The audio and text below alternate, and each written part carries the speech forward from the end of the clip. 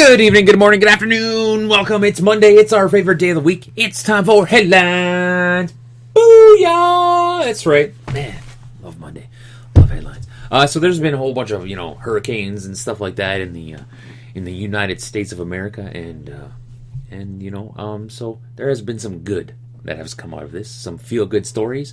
Everybody's always harping on these rich people who have really big houses and make a lot of money, saying they don't do enough to help people.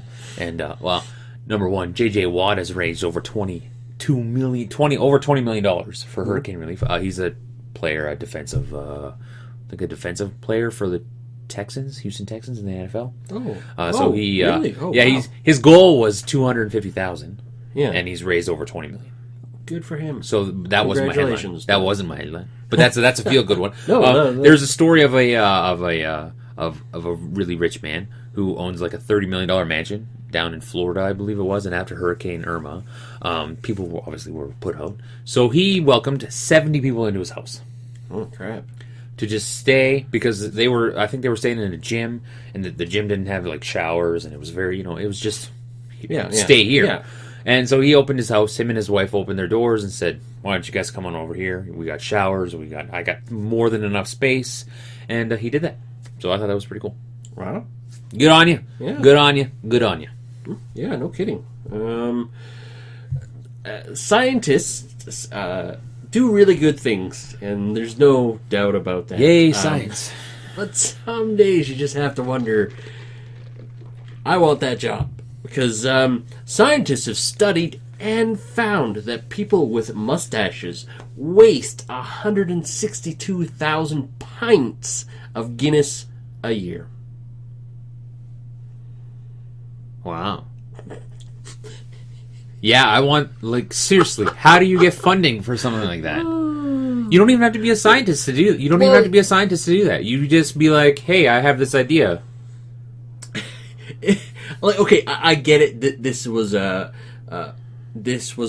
science experiment in England, and Guinness is a huge deal Guinness over there in comparison to over here in Canada. So I get it. When you pitch, we got to find out how much mustaches are wasting Guinness, and it's just like, well, yeah.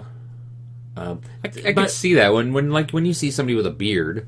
Especially the big ones, not just this or just small or but you see when they take a drink or they eat something, it gets on their face. But that's interesting that somebody actually studied that. How many pints? 160 pints? 2,000. 162,000 pints a year in all of England. All of England? Yeah. Wow. Well, I'm pretty sure they extrapolated. Yeah. It was here's a sample size. Here's a sample size. This is how much they waste. So they blah blah blah and mathematics and stuff like. This is where the science. Math. Yeah, exactly. So as I said, that's crazy. I want that job. See, having no mustache gives you more beer. There you go. Yes. Some more feel-good stories. The people at Southwest Airlines are doing some help in this hurricane stuff. They are helping evacuate stranded pets. They are they've helped out and said we'll fly pets that have been abandoned to another place so they can be adopted again. Oh. So that's good on Southwest Airlines. There's been stories out there of airlines price gouging and stuff like that. You hear about it all the time in disasters. Yep. Where places price gouge. So it's nice to hear that places. There also have been other stories where flights. I know I think WestJet flew down some planes and said we're just going to get people out of there. Yeah. There was a couple shots during the hurricane where because you can look online of air traffic. And there was no planes over Florida at all during the hurricane, and I thought that was pretty interesting. I thought it was pretty neat. Yeah, the internet has its advantages. It's nice to it's very nice, since our positive ways here at Gold Discussions, to look at the internet and it's amazing when you add one word, or add a couple words into your search, how it changes the outlook when you're like, oh, news stories, and it's just all bad shit, and then you go, feel good news stories. And it's all good stuff. You're like, yes. Makes you feel a little bit better. A little bit. The Hillbilly Hotties Starbucks chain. It's basically a barista coffee shop is suing the city of Seattle because the city of Seattle enacted a law stating that all employees have to wear at least a tank top and shorts. The uniform for this company has always been a bikini, and now they're suing because they want to have that right to wear a bikini. Who's suing who? The Hillbilly Hotties. It's like a coffee shop. It's a coffee shop. Their uniform is bikinis. That's their uniform. Who's suing? Somebody's suing them? No. They are suing the city of Seattle because Seattle has said you have to wear a tank top and shorts as a minimum uniform requirement.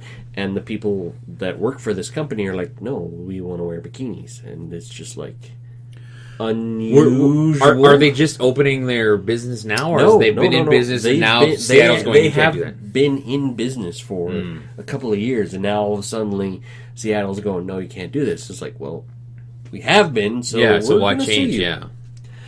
You know, I've never really understood the there's like bikini bars and stuff like that. I've never understood the fascination with like that. Well, I guess it really. I've never actually been in one. Neither have I. I've never. The closest thing is like Hooters. Yeah, you know. Yeah, like honestly, like Hooters. Hooters is good hamburgers and good wings. Yeah, hot women makes it better. Yeah, but so it wouldn't make it better if they were in a bikini. No, I don't think it would. But that's stupid. But this is a drive-through coffee place. Oh, so maybe it'd be all right. Look at a pair of titties at the drive-through. It'd be all right. Yeah. So you got one more because my last one might spark up some debate. Oh, okay. Senator Cruz. Oh, goodness. Yes, you know what I'm talking about. Yep. On his Twitter account, somebody liked a porn video. And he is blaming one of his staff aides. They have access to his Twitter account, which is very common amongst politicians. And he's saying somebody else must have done this. And it's just like, okay, mistakes happen. I laugh. That's what this should be about. But it's still, when you're watching porn, how good is this porn? That one you have to share with your Twitter friends and family. Because when you like something, it doesn't just go to a select group of people. It goes to everybody on your list. Yeah. That's Mom. Oh, you got to check this porn out. Look at that. What? I know. I've always. It's like, wow, that fisting video. Oh, I got to share it with everybody. Man, my friends need to see this. So do my family. I've always thought that was funny when you're like on a porn site and it says share to I'm like, who's sharing porn to Facebook? I guess maybe if you run like a meme page or something like that, or like an adult page. Hold on. You're on Facebook. I'm not.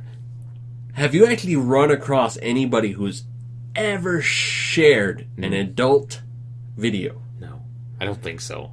Okay, I don't think so. Or liked it. I don't think so. Okay, that's my point. Yeah. Now, in the comment section below, tell us, have you run into that situation? Have you ever shared porn on your social media? Or known somebody who has shared it? And explain to us. Like, are you beating off so hard that you accidentally just hit that like button, that share button? That, like, it does, like, give you the, are you sure you want to share this? Like, you can't be does like, it? It's not an accident. I have no idea. I've never clicked on one being like, does it tell you, or does it just automatically? Because I don't want, that would be weird. Yes, it would be. Oh, man. That's the reason why I want to bring that one up. Crazy. It's like, okay, so a politician made a mistake. It's not a huge deal. It's funny. So some guy was watching porn and accidentally shared it to his Twitter. He should have just owned up to it and been like, I accidentally shared it. It was a mistake. Even if it wasn't him, he should have just said, oh, yeah, so sorry. I buddy, blah, blah, blah. I was watching porn. Oops. Sue me. Nobody's really going to care. No.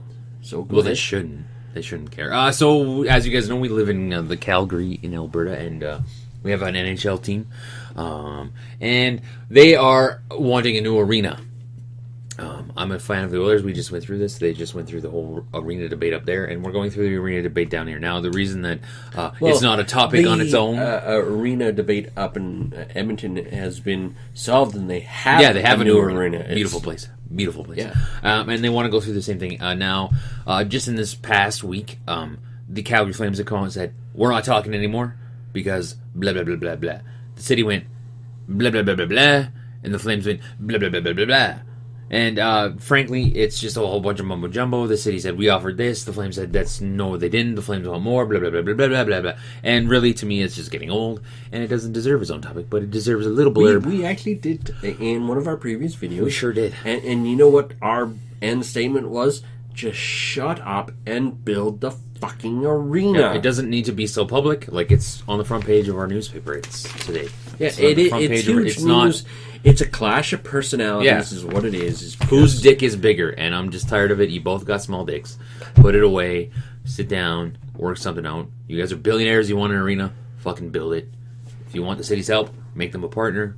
Do whatever you gotta do. I don't care. Done. Yeah, yeah. Like, I'm a hockey fan, and I'm sick of seeing stuff like every arena that gets built in the NHL is, ooh, Gary Bettman goes up to the podium. They're not negotiating. Blah, blah. Ugh. Just shut up. It's the same song and dance. Just shut up. Just shut your mouths already.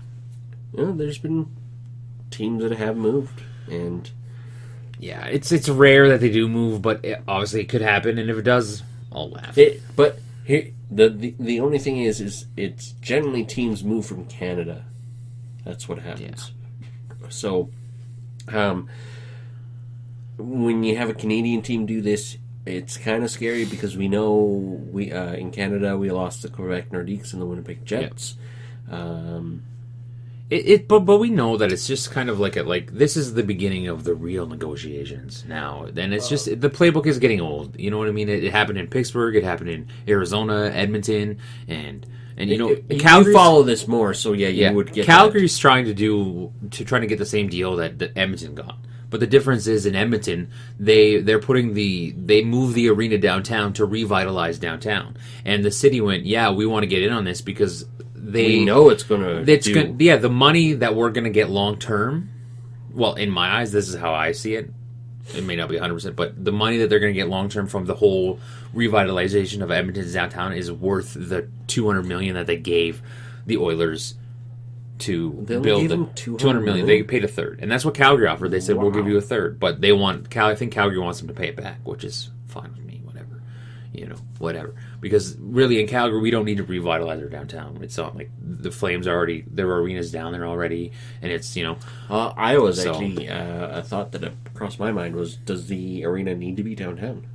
Yeah, I think it does. Because in Ottawa, they made the mistake of moving way out, far away, and it affects their attendance. Same in Arizona. Okay.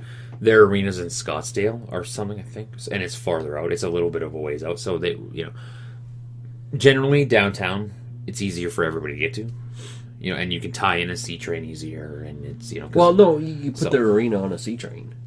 Yeah, because McMahon Stadium is off of a C train. Yeah, for that matter. But it's just easier. I think. That was just my thinking. Was like, does it need to go downtown if our mayor has such a hard on for not having it? Just put it on the end of one of the C train lines, or somewhere where it's easily accessible. But I think it makes more sense to keep it downtown, especially with the Stampede being down there. Then it's easier to tie it into something like that, big events. No, but if the Saddle Dome stay, it won't. They're demolishing it if they get rid of it. Well, that's the thing. Because that's what they did in Edmonton. They were like, "Oh, we'll just Northlands will stay open, right? The Rexall place, they'll just and they're closing it." Oh, okay. They've decided that they're gonna, not even a year after the new one opened, they've decided January 1 of coming 18, they're gonna close it. They're shutting it down. Really? They don't know what they're gonna do with it yet. So, but coming this week, guys, we got some excitement. What do we got tomorrow? What is tomorrow? Tuesday. We're talking about some funny language across Canada, right? Yes, regional language differences. and how weird it is. It's really interesting. Yeah, it's it interesting. was an interesting little article. So Wednesday we're doing in the Flopbusters, and on Thursday we've got the breakfast from the Three Big Ones. That's right. Here in Canada, anyways. Yeah. So tune in. Don't forget to like, turn on those notifications, and you'll get a little bing when we post a new video. You'll actually get a little sign on the bottom that pops up saying, "That's right. Go here on YouTube. Watch the new one from Cool Discussions." That's right. All right, guys. Have a great one. See ya.